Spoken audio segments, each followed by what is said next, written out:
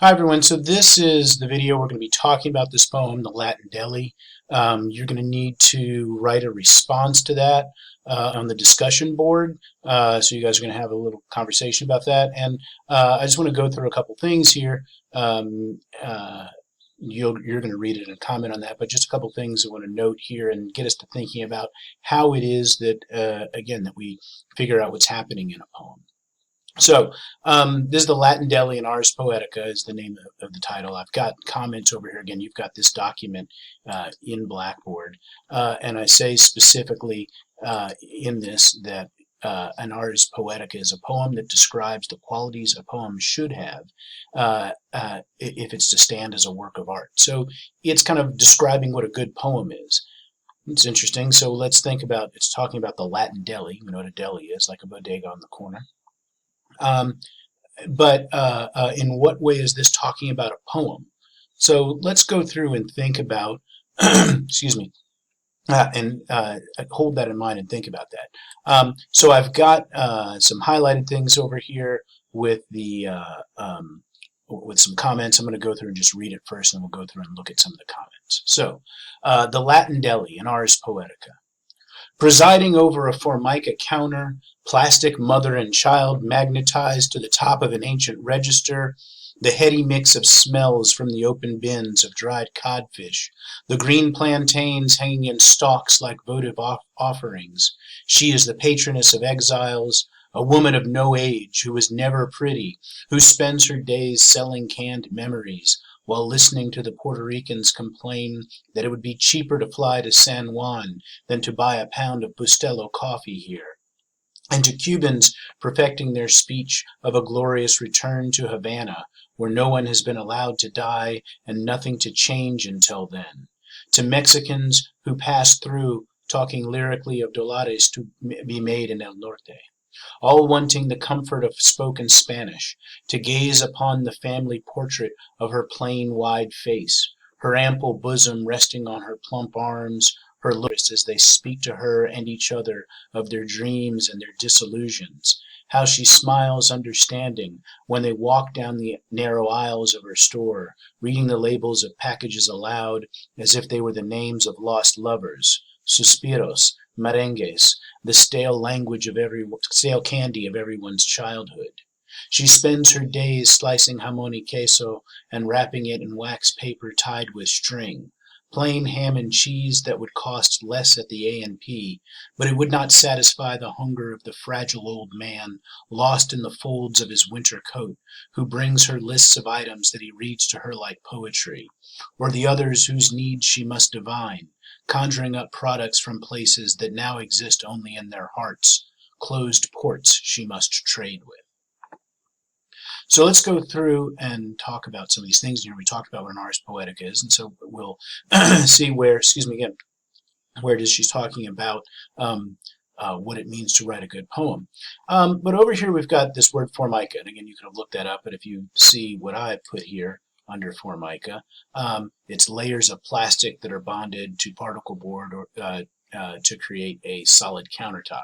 And I have a picture here. So you've seen this. This is the standard kind of thing you get in a kitchen. It's kind of a plastic. And so she's she's presiding over a formica counter where there is a plastic mother and child magnetized to the top of an ancient register. And so we can think about what this means, that, mother and child capitalized.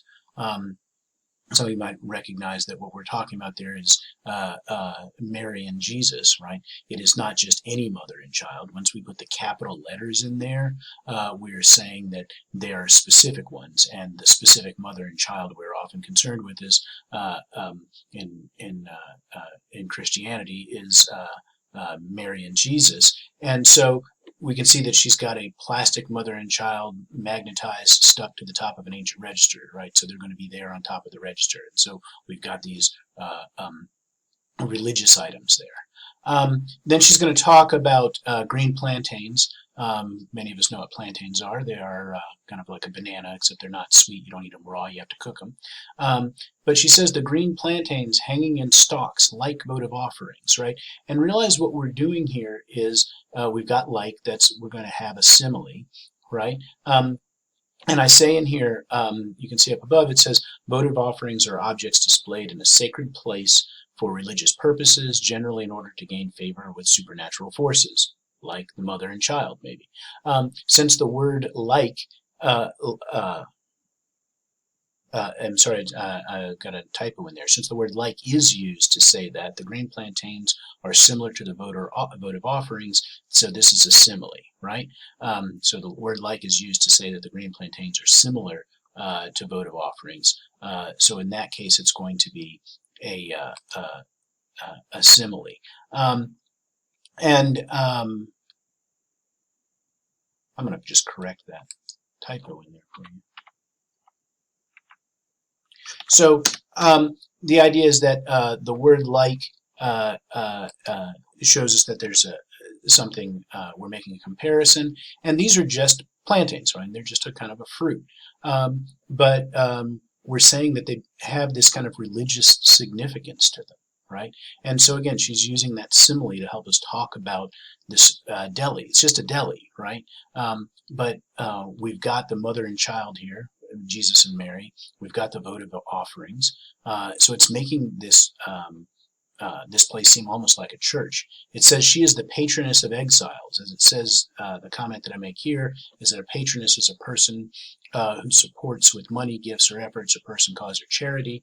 Since she is the patroness of exiles, she is supporting those who had to leave their home country. So it makes her seem like a rather grand thing. She's just running a store, but by calling her the patroness of exiles, and again, and putting the talking about the plantains as votive offerings, we're making this seem like it's something much bigger and much more important than it is. And it can be, right? The idea is that the store might mean more to the people who go into the store than just, here's a place where I go pick up a couple of things. Another line she has in here, she's talking about canned memories. As I say here, memories can't be put in a can. It can't be put in a can, right? You can't just say, wait, you know, this thing I remember from when I was a kid, I'm going to take it and put it in a can.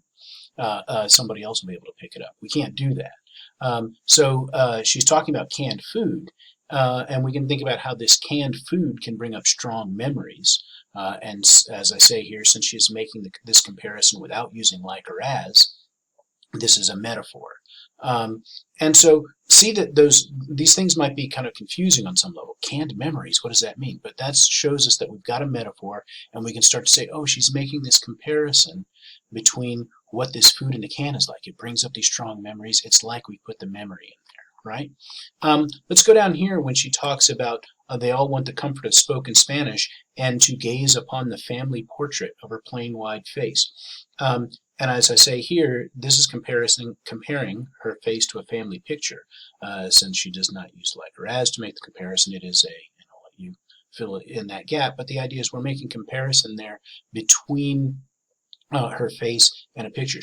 Her face is not the family portrait, but in what way is her face similar to a family portrait? How does maybe her face remind the people who come into the store of where they're from, right? Because everybody who's coming in here, we've got Puerto Ricans coming in, we've got Cubans, we have Mexicans, so we have people who have come from other countries, Puerto Rico is not another country, but other places outside the main U.S., who are going to be in the United States now, who are going to be coming to the store, and you can see the sense that they might miss where they came from. Okay. Later on, she's going to talk about walking down the narrow aisles, reading the labels, packages aloud, as if they were the names of lost lovers. So I say it here. This compares reading the labels out loud to discovering lost lovers, since she uses as, right? When we use like or as, it is you can fill that in.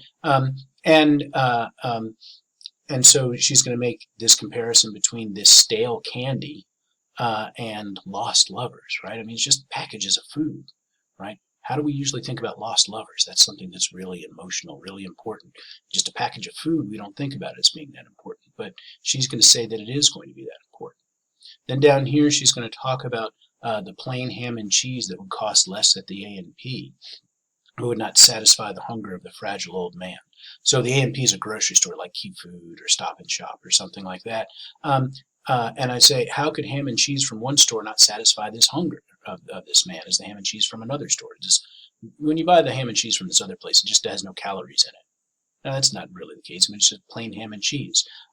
What if we think about the hunger as being not literal hunger? That is, I need some food because I'm hungry. I haven't eaten in a few hours. But as maybe a hunger for something else. In that case, the hunger is going to be a metaphor. What is it that he's hungry for, right? Is it not just the ham and cheese, or is he hungry for something else that's potentially going on in the store? And then this old man reads his grocery list like poetry. As I say, she uses like, so it's a what? We'll talk about what that is when we use like or as. And why would she describe a grocery list as poetry? Well, we mentioned in the title that the title is about what makes a good poem. And we might think, well, maybe the grocery list makes a good poem. Does a grocery list usually make a good poem? Just listing, I need tomatoes, beans, carrots. It's not really necessarily a good poem. But on one level, on another level, does it become a good poem? Does it become like a poem for this man, right? Reading this grocery list. Why might these food items be so important to it? And then down at the end, conjuring up products that exist only in their hearts. And I'll just ask you, how do you think these last lines fit in with the rest of the poem? So again, just to kind of recap, this is about a deli, a Latin deli specifically, but these kind of delis, of course, exist all over the city. There are South Asian delis and Caribbean delis that you can go in, Chinese delis you can go in, you can buy specific food from specific regions. Why might those places be important to people who have come to the United States from elsewhere? And that's what this poem is potentially thinking about. So think about that some, think about those metaphors, and then you can respond to the discussion board.